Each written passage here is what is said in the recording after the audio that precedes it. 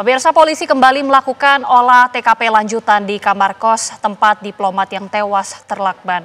Olah TKP dilakukan oleh Puslap 4, tim Inavis dan juga di Reskrimum Polda Metro Jaya.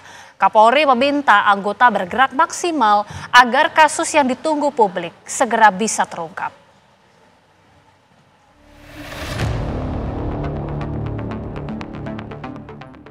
Puslap 4 Barreskrim Mabes Polri menjadi gugus terdepan dalam proses olah TKP lanjutan ini.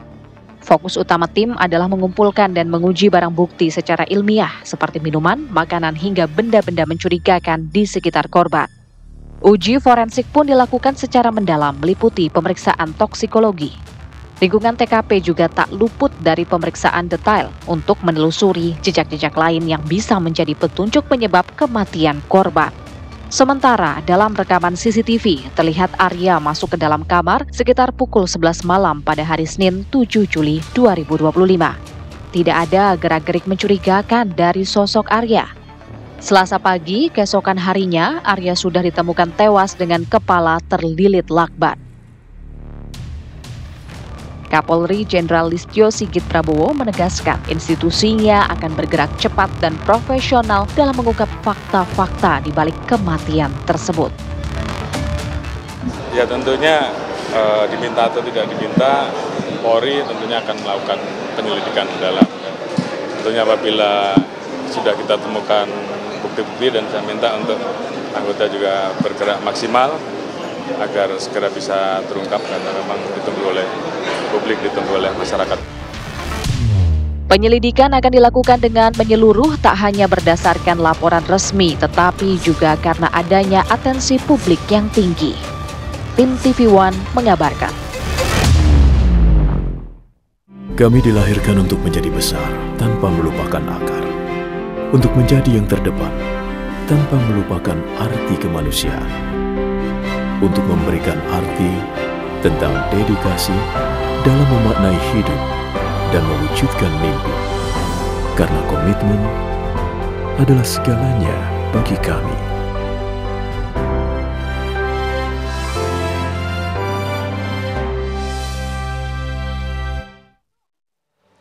Apa yang sebenarnya menjadi penyebab tewasnya diplomat Kemenlu Arya Daru Pangayunan yang ditemukan dalam kondisi dilakban di kamar kosnya? Akankah polisi bisa mengungkap misteri kematian Arya Danu? Untuk membahasnya, kita sudah bersama dengan Kabar Reskrim Polri tahun 2009 hingga tahun 2011, Komjen Pol Purnawirawan Ito Subardi. Selamat sore, Assalamualaikum Pak Ito. Waalaikumsalam, selamat sore Mbak. Pak Ito, olah TKP lanjutan hari ini masih berlangsung, tengah digelar, tapi bagaimana Pak Ito melihat perkembangan dari kasus ini yang masih menyisakan tanda tanya Pak Ito sejauh ini? Ya, karena kasus ini kan cukup unik Mbak dan cukup sulit. Karena memang tidak ada namanya tersangka yang saat ini bisa ditetapkan. Oleh karena itu, olah TKP ini yang menentukan nanti penyebab daripada kejadian ini. Kemudian saat ini kan sudah diambil alih oleh Polda Metro Jaya. Sehingga perlu dilakukan olah TKP ulang untuk bisa memastikan hasil olah TKP yang telah dilakukan oleh Polres Jakarta Pusat, kemudian juga dibantu oleh Mabes Polri. Nah sekarang juga akan melibatkan juga dari segala fungsi ya yang terkait dengan forensik. Yang paling penting di sini adalah satu dari untuk otopsi ya, otopsi dari korban akan menentukan penyebab dan waktu kematian. Yang kedua adalah CCTV. CCTV itu akan melihat pergerakan atau aktivitas dikaitkan dengan waktu-waktu tadi, baik pada saat korban belum meninggal, kemudian pada saat dari pemilik kos dengan saksi lain yang membuka pintu tersebut. Kemudian yang ketiga tadi ada toksikologi ya, kemungkinan apakah memang ada keracunan karena akibat minum obat ataupun ada hal-hal lain.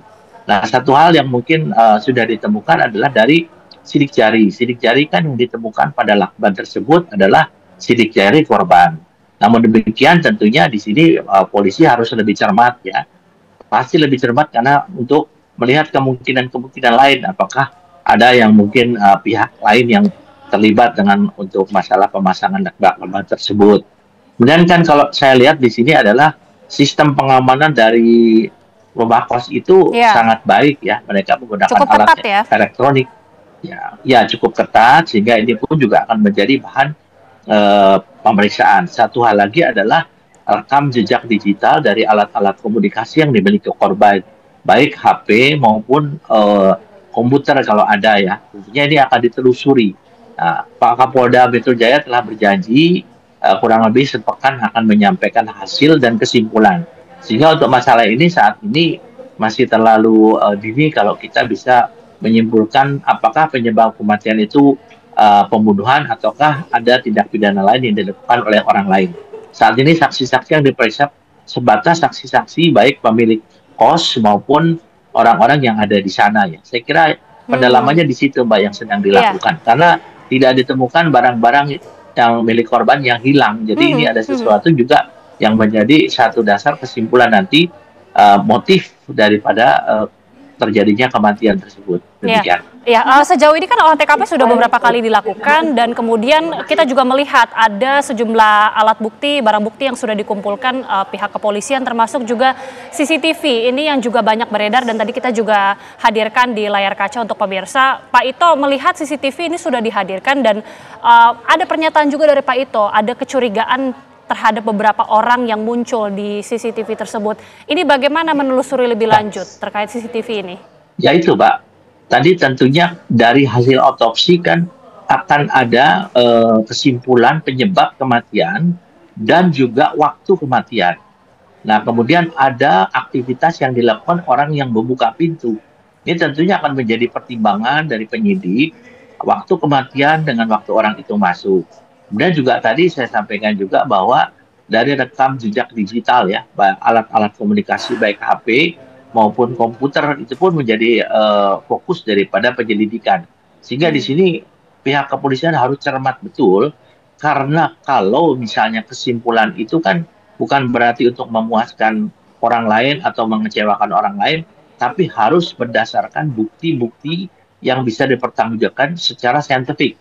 Ini kan yang dilakukan sekarang adalah penyelidikannya dilakukan secara ilmiah dengan melibatkan berbagai fungsi yang memang terkait dengan penyelidikan ilmiah seperti forensik, ya, otopsi, ya, kedokteran, kemudian juga ada sidik jari, kemudian meneliti masalah CCTV. CCTV ini sangat bermanfaat, sangat berguna karena ini kan real time dan selama 24 jam CCTV itu kan hidup ya, sehingga di sini kita bisa melihat aktivitas korban maupun kalau ada orang-orang lain yang masuk dan tentunya juga penyelidik juga di dalam kamar itu akan mencari ya kemungkinan lain apakah ada pihak lain yang memang ada di situ atau masuk dari mana.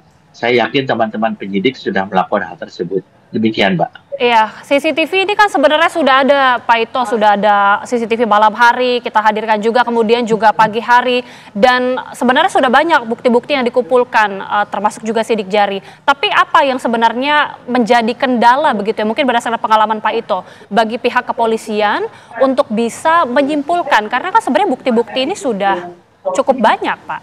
Ya, jadi kasus yang seperti kejadian sekarang pernah saya alami dulu juga, yaitu kejadian bunuh diri yang tentunya tidak mungkin tidak memuaskan bagi pihak keluarga atau pihak lain. Tentunya ini harus dipertanggungjawabkan berdasarkan pemeriksaan atau penyelidikan yang menggunakan pendekatan ilmiah. Ya. Jadi kalau ini nanti penyidik menyampaikan satu kesimpulan, tentunya harus bisa didukung dengan argumentasi daripada hasil penyelidikan secara ilmiah, sehingga tidak membuatkan pertanyaan, karena kan yang bersangkutan ini kan adalah orang yang memang saat ini berprofesi di tempat yang profesinya itu mengandung satu potensi ancaman ya, karena kan yang bersangkutan menangani kasus-kasus tindak pidana perdagangan orang ya. Nah, jadi ini pun akan menjadi bahan diskusi karena biasanya yang saya alami dulu, kalau hasil daripada penyelidikan masing-masing unit atau fungsi ini melakukan penyelidikan, kemudian digelar perkara, setelah itu diambil kesimpulan. Jadi selama seminggu ini memang apalagi Pak Kapolri sudah memerintahkan supaya secepat mungkin, tentunya penyidik juga tidak bisa secara cepat atau sembrono ya, mereka harus betul-betul cermat berbagai kemungkinan atau potensi ya atas terjadinya kasus itu harus ditelusuri ya, sehingga ada kesimpulan akhir yang tidak menimbulkan satu persepsi dari pihak-pihak lain. Karena ini kan harus ditanggung secara profesional oleh pihak Polri. Demikian. Oke, mengenai sidik jari Pak Ito mengatakan tadi tidak bisa menyimpulkan secara buru-buru jika hanya ada satu sidik jari saja, yaitu sidik jari dari almarhum sendiri, tapi juga harus ada prosedur lainnya yang bisa dilakukan. Ini seperti apa? Supaya bisa akhirnya bisa pada kesimpulan Ya. Bisa menganalisa ada yang lainnya lagi. Ya, kan sidik jari itu salah satu bagiannya daripada alat bukti. Nah, sekarang sidik jari yang ditemukan di lakban tersebut adalah sidik jari korban. Saya pernah mendengar ada yang mengatakan kemungkinan bunuh diri. Nah, ini terlalu terburu-buru ya. Saya kira tidak bisa begitu karena kita juga harus melihat bahwa apakah ada orang lain di ruangan itu. Kalau ada orang lain, sidik jarinya satu, kemungkinan yang bersangkutan bisa menggunakan alat-alat yang bisa mengaburkan sidik jari, misalnya menggunakan alat-alat sarung tangan dan lain sebagainya. Tapi kalau tidak ada orang lain di situ, barulah nanti disimpulkan bahwa yang korban itu adalah melakukan satu upaya untuk bunuh diri ya. Tapi ini pun harus didukung dengan bukti-bukti lain gitu. Dari yang tadi disampaikan, dari hasil otopsi paling penting gitu ya. Apakah memang ada kekerasan, ataukah memang ada akibat racun, apakah akibat ada penyakit, apakah ada akibat salah minum obat ya. Tapi kan yang mencurigakan ini karena adanya lakban ya. Lakban. Nah, tentunya ini pun juga akan menjadi fokus daripada penyelidikan para penyidik dari Polda Metro Jaya untuk nanti memberikan kesimpulan ya. Kesimpulan bagaimana yang bersangkutan itu melakukan upaya tersebut, kemudian apakah dari psikologinya tentunya nanti akan diminta juga keterangan dari keluarganya yang bersangkutan, mungkin ada jejak-jejak daripada latar belakang psikologi. Nah, ini akan menjadi berbagai pertimbangan sehingga nanti setelah dalam gelar perkara itu akan diambil satu kesimpulan yang akan disampaikan kepada keluarganya dan juga kepada institusinya maupun kepada masyarakat. Demikian. Baik, bagaimana dengan sistem pengamanan kosan yang diketahui ini cukup ketat Pak Ito, sehingga banyak juga yang berpendapat atau argumentasi bahwa tidak bisa orang sembarang masuk. Apa ini bisa diartikan juga penyelidikan polisi lebih lanjut, artinya entah pembunuh, kalau benar itu pembunuhan ya, dari dalam kosan, atau bagaimana penyelidikan lebih lanjutnya harus dilakukan? Itu pasti Pak, pasti ya. Karena kan hanya orang-orang tertentu yang memiliki password ya. Kan itu di sana memakai kode ya, memakai kode. Itu pun pasti akan menjadi arah daripada penyelidikan. Oleh karena itu, fungsi CCTV ini merupakan satu alat bukti yang sangat-sangat penting untuk bisa dilakukan oleh penyidik untuk bisa menentukan apakah ada pihak lain terlibat. Karena CCTV ini kan 24 jam ya. Kemudian juga aktivitas yang direkam oleh CCTV itu akan dikaitkan dengan waktu kematian korban ya. Tentunya ini akan bisa dianalisa ya oleh penyidik, karena selain CCTV kemudian siapa orang-orang yang memang bisa mempunyai kode untuk bisa membuka pintu tersebut. Nah, pintunya dikunci dari dalam. Nah, kalau pintu dikunci dari dalam berarti kan tidak ada orang lain yang masuk kan. Nah, apakah memang pintu itu bisa juga dibuka dari luar? Kalau lihat dari CCTV kan tidak bisa. Terpaksa membongkar jendela. Ya, berarti memang kunci itu pintunya dikunci dari dalam, dan di dalam sekarang tinggal dilakukan penyelidikan berdasarkan bukti-bukti yang ada. Apakah ada orang lain yang mungkin ada di dalam? Apakah mungkin keluar dari atap atau dari mana?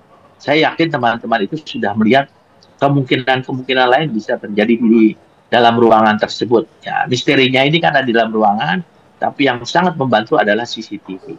Demikian, Mbak. Oke, Pak Ito, kemudian juga ada sempat argumentasi begitu juga ya, atau opini dari salah satu kriminolog yang mengatakan ada kemungkinan juga ini pembunuhan tapi direkayasa seperti bunuh diri.